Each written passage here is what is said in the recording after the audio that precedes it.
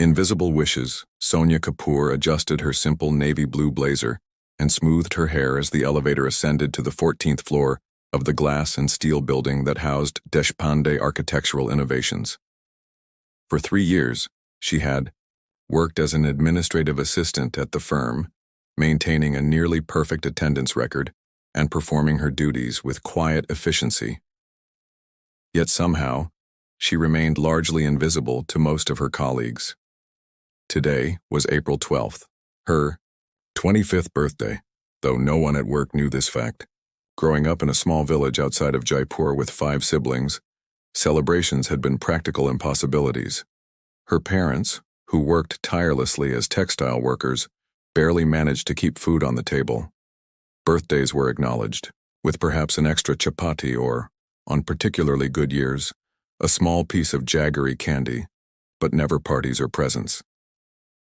It's just another day, Sonia whispered to herself as she had every year, a mantra inherited from her practical mother. Nothing special about it. The elevator doors opened to the sleek reception area, all clean lines and minimalist decor that reflected the firm's cutting-edge design philosophy. Sonia nodded politely to Anita, the receptionist who was busy applying another coat of her signature crimson lipstick. "Morning," Anita said, barely looking up. "Mr. Deshpande wants the Johnson proposal on his desk by 9, and he's already asked about it twice." Sonia glanced at her watch, 8:15. "I'll have it ready," she promised, hurrying to her modest desk, positioned just outside the CEO's office. She set down her worn leather bag and immediately began organizing the materials she'd prepared the previous evening. Vikram Deshpande, at 36, was already one of the most respected architects in Mumbai. His innovative designs combining sustainability with traditional Indian elements had garnered international recognition. He was also known throughout the company for his exacting standards and emotional detachment. Employees described him as brilliant but cold, all business, and occasionally, when he was out of earshot, the human calculator. At precisely 8:45, Sonia heard the distinctive sound of Vikram's Italian leather shoes against the marble floor. She quickly gathered the Johnson proposal and stood up, anticipating his need before he could voice it. "Good morning, Mr. Deshpande," she said, extending the folder toward him. "The Johnson proposal with all the revisions you requested." Vikram paused, his tall frame impeccably dressed in a charcoal suit that complemented his olive complexion. He accepted the folder, without a smile, scanning it immediately. "The structural cost analysis? Included on page 17, along with the alternative materials comparison you asked for." He nodded once, the barest acknowledgement. "Schedule a call with Johnson for this afternoon, and I need the Patel Foundation blueprints reprinted with the modifications from yesterday's meeting." "Already done, sir. They're on your desk, and I've scheduled Mr. Johnson for 2:30. For a moment, something flickered in Vikram's dark eyes, perhaps surprise or approval, but it vanished so quickly Sonia wondered if she'd imagined it. Without another word, he disappeared into his office, closing the door behind him. Sonia exhaled slowly and returned to her desk. Throughout the morning, she fielded calls, organized meetings, and prepared documents while her colleagues buzzed around her, discussing weekend plans and the upcoming office party. No one asked about her weekend plans. No one remembered it was her birthday. During lunch, while others gathered in the break room sharing food and laughter, Sonia sat alone at her desk with a simple homemade sandwich. She pulled out her phone, hoping for perhaps a message from her younger sister Priya, the only family member who occasionally remembered her birthday. The screen showed no notifications. Just another day, she reminded herself, pushing down the hollow feeling in her chest. As afternoon shadows lengthened across the office, Sonia received an email from Vikram requesting she stay late to help prepare for an important client presentation the following morning. She replied immediately with a simple, "Yes, sir," while her colleagues began packing up, chatting about dinner plans and evening engagements. "Heading out, Sonia?" asked Rohan from the design team, slinging his messenger bag over his shoulder. "Not yet. Mr. Deshpande needs some things prepared for tomorrow." Rohan shook his head sympathetically. "Always the dedicated one. You should ask for overtime, you know." Don't let him take advantage. Sonia forced a smile. It's fine, I don't have plans anyway. As the office emptied and the cleaning staff began their rounds, Sonia remained at her desk, organizing presentation materials and double-checking figures. The truth was, she preferred being here than alone in her tiny apartment with only her thoughts for company. At least here, she had purpose. The digital clock on her computer switched to 7:30 p.m. She hadn't realized it had gotten so late. Her stomach rumbled, reminding her that her small lunch had been many hours ago. Perhaps she would treat herself to some street food on the way home, a small birthday indulgence. As she was gathering the final presentation materials, Vikram's office door opened. He stood in the doorway, his tie loosened slightly, the only indication that he too had been working for nearly 12 hours. "Sonia," he said, his voice unexpectedly soft. "Could you come in here for a moment?" The longest day. The morning crawled by at an excruciating pace. Sonia's desk phone rang incessantly, each call more urgent than the last. The Johnson presentation materials needed last-minute revisions. The printer jammed during a crucial document. Run and the caterers for tomorrow's client meeting had suddenly doubled their quote. Through it all, Sonia maintained her composure, solving each problem with quiet efficiency. "Sonia, can you handle this?" became the refrain of the day as colleagues dropped tasks on her desk before rushing off to more important matters. She accepted each new responsibility with a nod and added it to her growing list, ignoring the weight pressing against her chest. At noon, Divya from marketing approached, waving an envelope. "We're collecting for Rajiv's birthday lunch next week, 2,500 rupees each for the restaurant booking." Sonia reached for her wallet, trying to calculate if she could spare the amount from her carefully budgeted salary. She hadn't bought new clothes in months, and her landlord had recently increased her rent. "It's at Spice Garden, that new place everyone's talking about," Divya continued, not noticing Sonia's hesitation. "We're getting him a gift certificate to that golf shop he loves too. Last year, on Rajiv's birthday, they'd reserved an entire restaurant. The year before that, they'd surprised him with a cake shaped like his favorite sports car. No one had ever asked when Sonia's birthday was. "Here," Sonia said, handing over the money with a smile that didn't reach her eyes. "Sounds lovely." Divya beamed. "Perfect. Oh, and Mr. Deshpande asked if the quarterly reports are ready. He seems extra tense today." Of course he was tense. The Patel Foundation project was worth millions, and tomorrow's presentation could make or break the deal. As Vikram's administrative assistant, Sonia knew exactly how high the stakes were. "I'll bring them to him right away," she promised. When Divya left, Sonia pulled out her phone again. Still no messages. She opened her contacts and hovered over her sister Priya's name. Perhaps she should remind her. But no, what was more pathetic than reminding someone of your own birthday? She slipped the phone back into her drawer and gathered the quarterly reports. When she knocked on Vikram's door, his voice came through sharp and irritated. "Enter." He sat behind his imposing desk, surrounded by blueprints and digital renderings. His normally immaculate hair showed signs of distress where he'd run his fingers through it, and his expression was thunderous. "The quarterly reports, sir," Sonia said, placing them carefully on his desk. "The foundation proportions are wrong," he said without looking up. "Everything we've designed is based on incorrect measurements." Sonia's heart sank. The Patel project? But the surveyor's report was flawed. "I just got off the phone with the site manager." Vikram finally looked up, dark circles under his eyes betraying his exhaustion.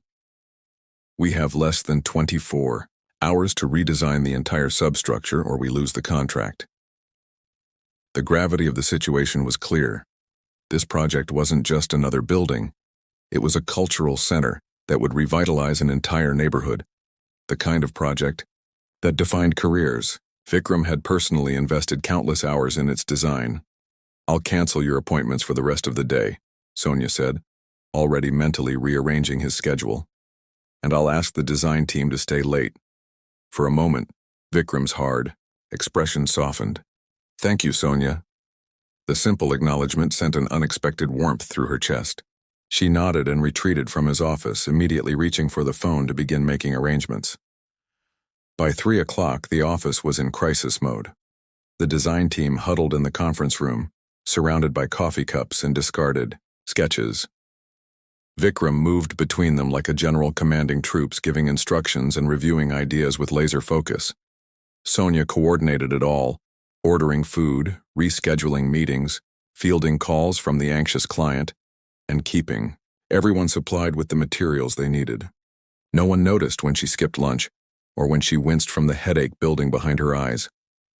At 6, while delivering fresh calculations to the conference room, she overheard Arjun from the design team whispering to his colleague.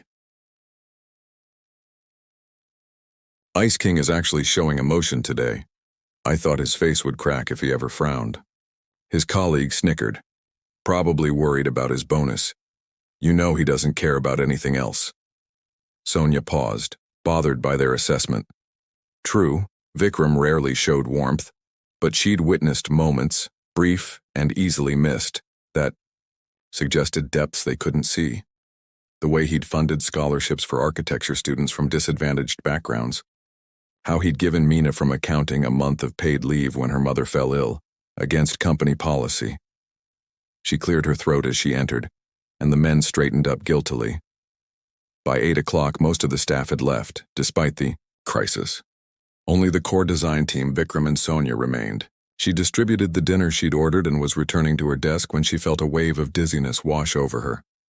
"Steady there," came a voice, and a strong hand gripped her elbow. Vikram stood beside her, concern evident in his usually impassive face. "When did you last eat?" Sonia blinked, trying to remember. "I had some tea this morning." "That's not food." His voice was stern but carried an unfamiliar note of worry. "Take a break. Eat something. But the presentation will not benefit from you collapsing." He guided her to her chair. 15 minutes, Sonia. That's an order." As he walked away, Sonia noticed a small package that hadn't been on her desk before. A plain white box tied with a simple blue ribbon. Had someone left it there by mistake? She reached for it hesitantly, then pulled back. It couldn't be for her. No one knew. No one remembered. Turning away from the mysterious package, she unwrapped her sandwich and forced herself to eat, watching the clock. 15 minutes and then back to work. Back to being efficient, reliable Sonia who expected nothing and asked for even less. But as she ate, her eyes kept returning to the box, and a tiny, dangerous spark of hope flickered in her chest. At precisely 9:30, with the revised designs finally taking shape, Vikram emerged from the conference room. His sleeves were rolled up, his tie completely absent now, yet somehow he still radiated authority. "Sonia," he called, his voice echoing in the nearly empty office. "I need you to come with me." She quickly gathered her notepad and pen, assuming he needed minutes taken for the final design decisions. But instead of heading back to the conference room, he walked toward his private office and held the door open for her. "Sir?" she questioned, hesitating at the threshold. "There's something we need to discuss," he said, his expression unreadable. "Something that can't wait any longer." An unexpected gesture. Sonia stepped into Vikram's office, clutching her notepad like a shield.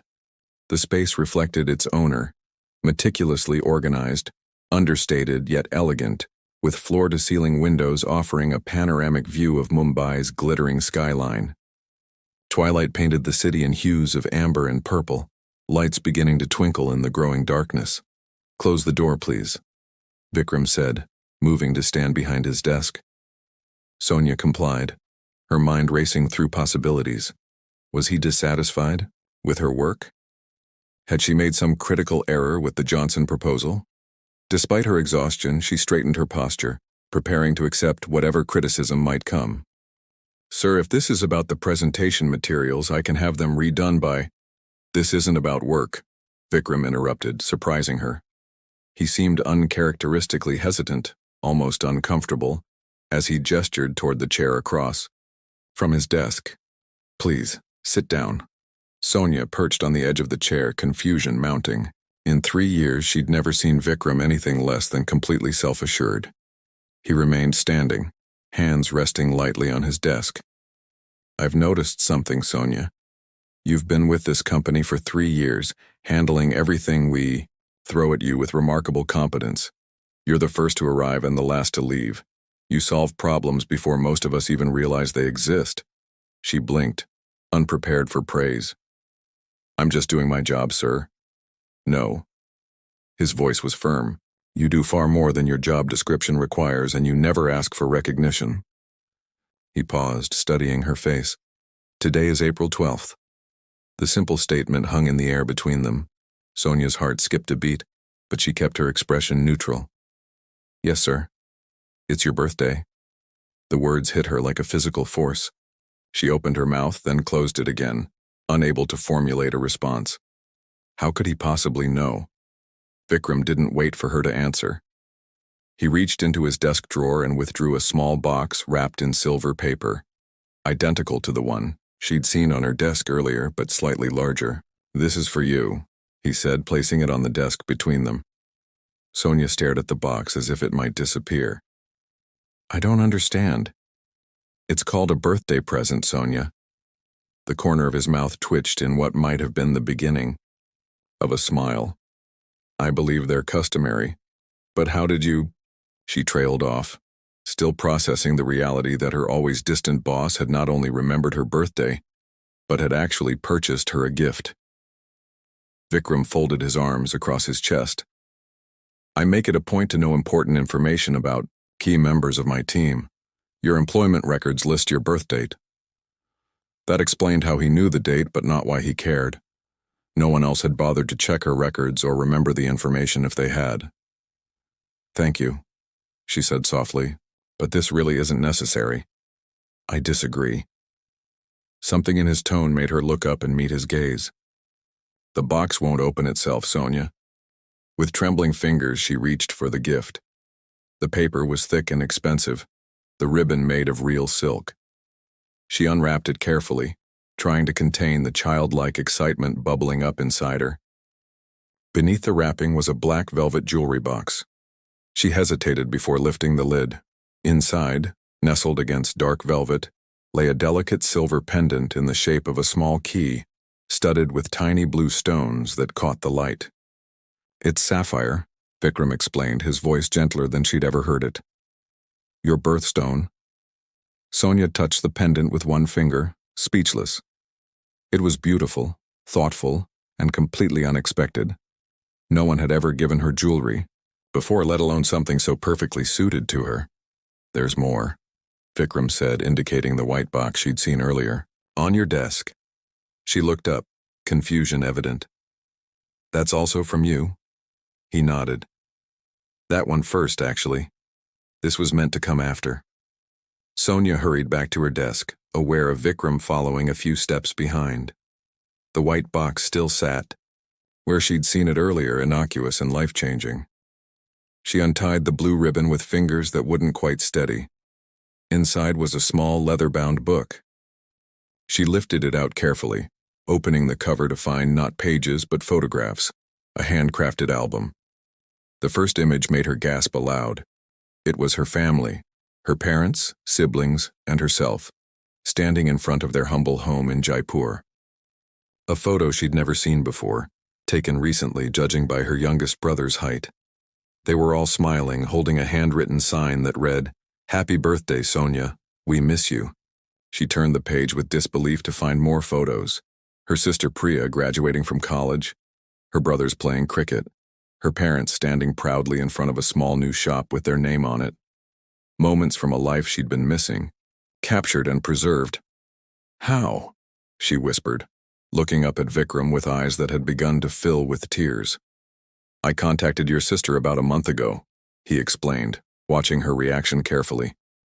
I noticed you never take time off to visit your family, and you never mention celebrations or receiving gifts from home. I thought perhaps we couldn't afford phones until recently, Sonia explained, her voice thick with emotion.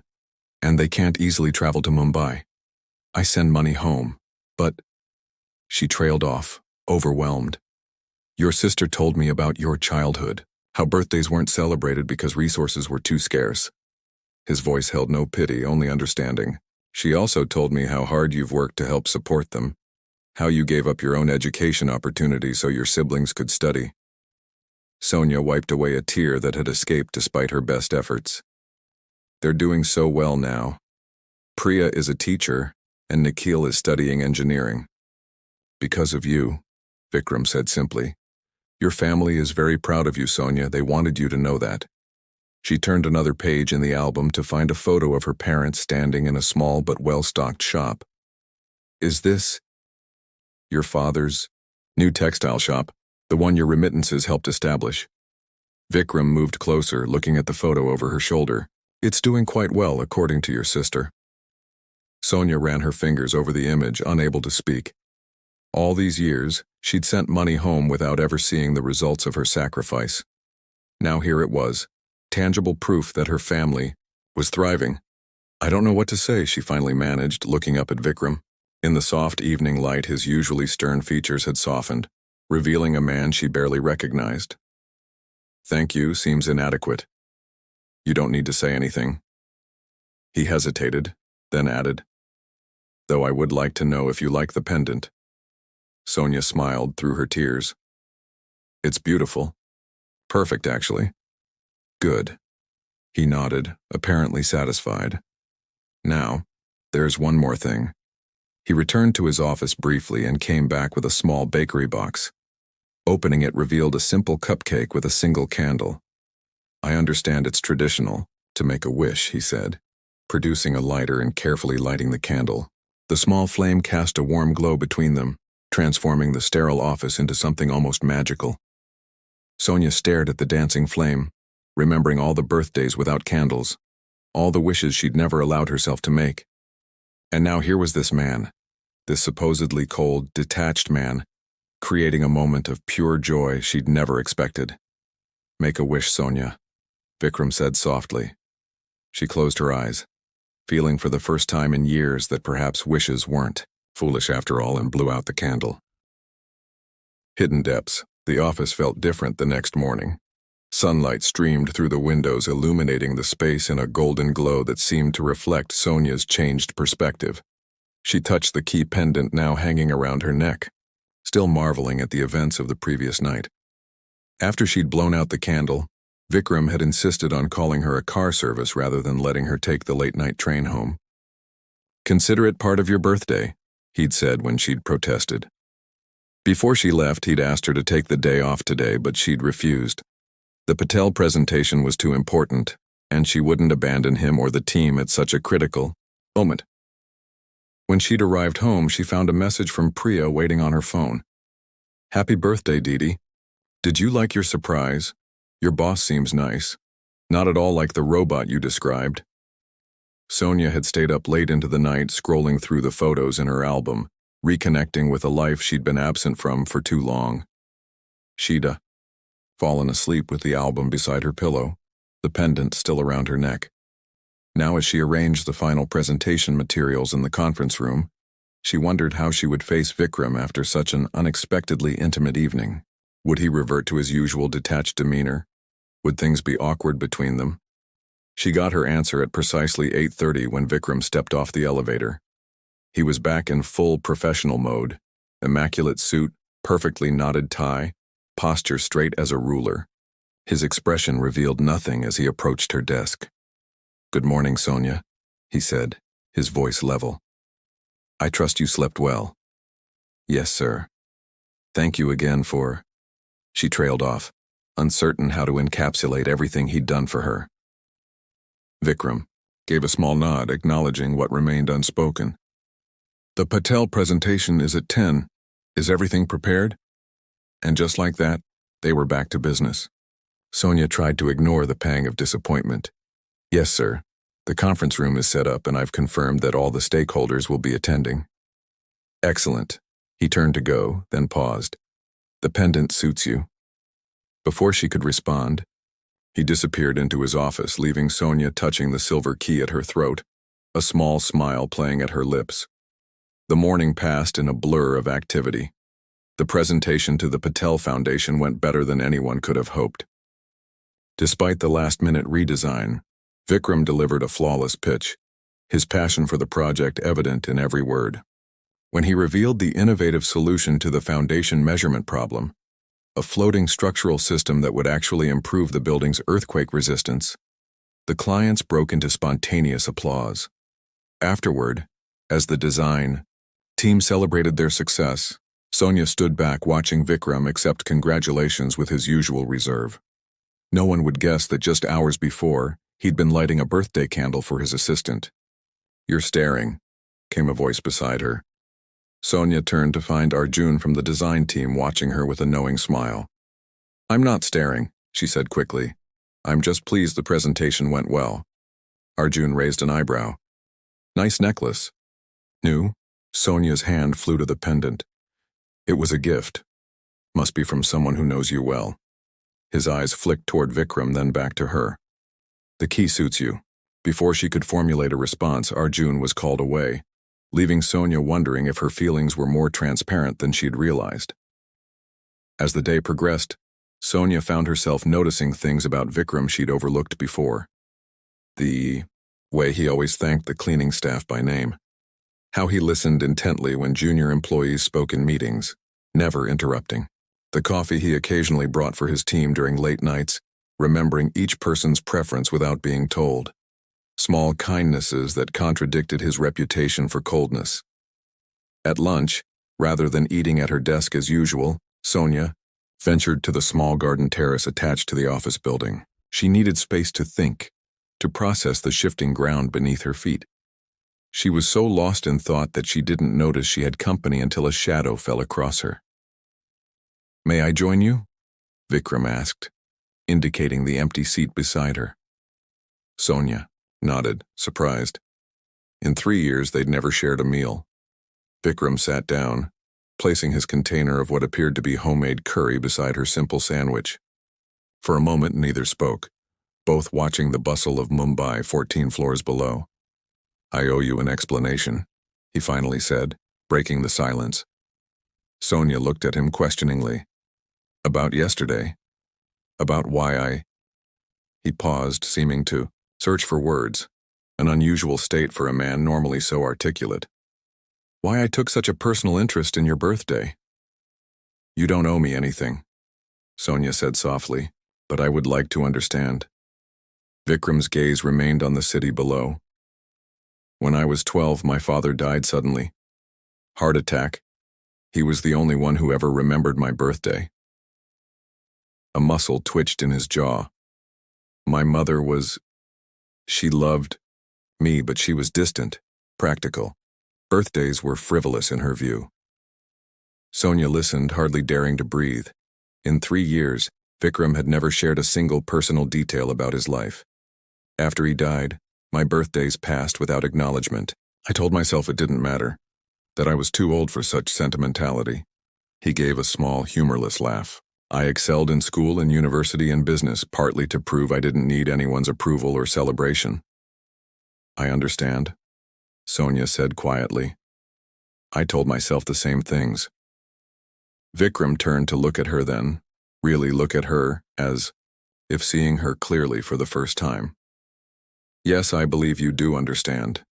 That's why when I realized what day it was, when I connected it with certain patterns I'd observed in your behavior." He trailed off. "I couldn't let it pass unmarked, not again, not for someone else." The simple honesty of his words touched something deep inside Sonia. For years, she'd viewed Vikram as untouchable, unknowable, a brilliant mind without personal entanglements or emotional vulnerabilities. Now she was glimpsing the man behind the carefully constructed facade. "My mother died 2 years ago," Vikram continued after a moment. "I found a box among her possessions. Inside were birthday cards, 23 of them, that my father had written for me before he died. One for each year until I turned 35. His voice remained steady, but Sonia could hear the effort it cost him. She'd kept them all those years, but never gave them to me. She thought it would only prolong my grief. "I'm so sorry," Sonia whispered, resisting the urge to reach for his hand. "Reading those cards changed something in me," Vikram admitted. "Made me realize how much I'd closed myself off, how many connections I'd sacrificed in pursuit of success." He looked directly at her. You remind me of myself, Sonia. Brilliant, dedicated, and terribly alone. The assessment was so accurate it stole her breath. I chose this path, she said defensively. As did I. But I'm beginning to wonder if it was the right choice. His gaze lingered on her face. For either of us. The moment stretched between them, filled with unspoken possibilities. Then Vikram's phone buzzed, breaking the spell. He checked it and stood. The structural engineers need to speak with me, he said, his professional mask sliding back into place. Take the afternoon off, Sonia. You've more than earned it after yesterday. But that's an order. There was a warmth in his eyes that belied the firmness of his tone. Besides, I believe there's a call you should make. He left her there, on the terrace, her sandwich forgotten, his own lunch barely touched. Sonia watched him go, feeling as though something fundamental had shifted between them, something that couldn't be undone or ignored. She pulled out her phone and dialed her sister's number. As it rang, she touched the key pendant at her throat, thinking about locked doors and the courage it takes to open them. Dee. Priya's voice came through, bright with excitement. I was hoping you'd call. Did you like your birthday surprise? Sonia smiled, tears pricking at her eyes. More than you could possibly know. Tell me everything, Priya. Tell me all about home. As her sister began to talk, Sonia looked out over the city, seeing not just buildings and streets, but possibilities she'd never allowed herself to imagine before. All because someone had seen her, truly seen her, and decided she deserved to be celebrated. New beginnings 1 month after her birthday, Sonia stood at the airport arrival gate, her heart pounding with anticipation. The flight from Jaipur had landed, and any minute now, she would see her family in person for the first time in nearly 3 years. The pendant key hung around her neck as it had every day since Vikram had given it to her. She touched it for reassurance, a habit she'd developed whenever she felt nervous or uncertain. So much had changed in the weeks following her birthday that sometimes she hardly recognized her own life. The sliding doors opened, and passengers began streaming into the arrival hall. Sonia stood on tiptoe scanning the crowd until, there they were. Her mother's face more lined than she remembered but brightened by a wide smile. Her father, walking with the same slight limp but standing taller than in her memories. Priya, waving frantically. Her brothers Nikhil and Aditya both shockingly taller than when she'd last seen them. Didi. Priya broke away from the group, running toward Sonia and engulfing her in a fierce hug. You're really here. The rest of her family surrounded her, voices overlapping with exclamations and questions. Her mother cupped her face between weathered hands, eyes glistening. My beautiful girl, she said softly in Hindi. Look how well you're doing. Sonia had arranged everything, the flights, the hotel suite large enough for her entire family, the week of vacation time she'd never before allowed herself to take. But it had been Vikram who'd insisted she make it happen. Family isn't an indulgence, Sonia, he'd told her firmly when she'd hesitated over the expense. It's a necessity. As they collected luggage and headed toward the taxi stand, Priya linked her arm through Sonia's. Your boss, is he coming to dinner tonight? The question made Sonia's cheeks warm. Mr. Deshpande? Why would he come to our family dinner? Priya gave her a knowing look. Because he went to all that trouble for your birthday? Because he calls me every week to make sure the arrangements for our visit are perfect? Because he talks about you like you're the most extraordinary person he's ever met? He does not, Sonia protested, though her heart skipped at the thought. He absolutely does, Priya insisted. And you're wearing his gift every day, don't think I haven't noticed. Sonia touched the pendant reflexively. It's just a necklace. It's a key, Priya said pointedly, and we both know what it's unlocking. Before Sonia could formulate a response, they reached the taxi, and the conversation was lost in the logistical challenges of fitting 5 people and their luggage into a Mumbai cab. The week with her family passed in a blur of sightseeing, shared meals and long conversations that stretched into the night. Sonia showed them her apartment, her office building from the outside, and all her favorite places in the city she'd made her home. With each passing day, she felt the invisible weight she'd carried for years growing lighter. On their last evening, together, as they finished dinner at a restaurant overlooking the Arabian Sea, her father cleared his throat. "Sonia, we have something to tell you," he said, his expression serious. She tensed, immediately worried. "Is everything all right?" Her parents exchanged glances before her mother reached across the table to take her hand. "More than all right. The shop is doing very well, so well that we can now support ourselves comfortably." "That's wonderful," Sonia said, relieved. "What your mother is trying to say," her father continued, "is that you no longer need to send money home. We want you to use it for yourself now, for your education, for your dreams." Sonia stared at them, uncomprehending. For so long, her identity had been tied to being the provider, the responsible one who sacrificed for others. "But I want to help." "You have helped," Priya said gently. "For years you've carried us. Now it's time for you to fly." "We're not accepting any more money," her father said with finality. "That chapter is closed. You've done your duty to this family 100 times over." Later that night, after seeing her family back to their hotel, Sonia walked along the seaside promenade, trying to process this new reality. Who was she, if not the self-sacrificing daughter and sister? What would she do with the freedom her family had just given her? Her phone buzzed with a message from Vikram. "How was your last evening with your family?" Without thinking, she called him instead of texting back. He answered on the first ring. "Sonia, is everything all right?" "They don't want my money anymore," she said without preamble, her voice catching. "They said I should use it for myself, for my dreams. But I don't even know what those are." There was a pause, and then Vikram asked quietly, "Where are you?" "Marine Drive, near the cafe where we had the team meeting last month." "Stay there. I'm 15 minutes away." Before she could protest, he'd ended the call. Sonia found a bench facing the sea and sat down, watching the waves shimmer under the moonlight. True to his word, Vikram appeared beside her 14 minutes later, slightly out of breath as if he'd hurried. "You didn't have to come," she said, making room for him on the bench. "I wanted to." He sat beside her, his usual formal attire replaced by dark jeans and a simple button-down shirt. In the month since her birthday, their relationship had shifted subtly. They were no longer just boss and employee, but not quite friends either. Something undefined and full of possibility. "Tell me what happened," he said. As Sonia explained her family's decision, Vikram listened intently, his expression thoughtful. When she finished, he was quiet for a long moment, looking out at the dark water. "Do you know why I chose a key?" he finally asked, nodding toward her pendant. Sonia shook her head. "Keys open things that are locked away, doors, boxes, possibilities." He turned to face her. "The first time I interviewed you, I saw someone extraordinary who had locked away her own potential to take care of others.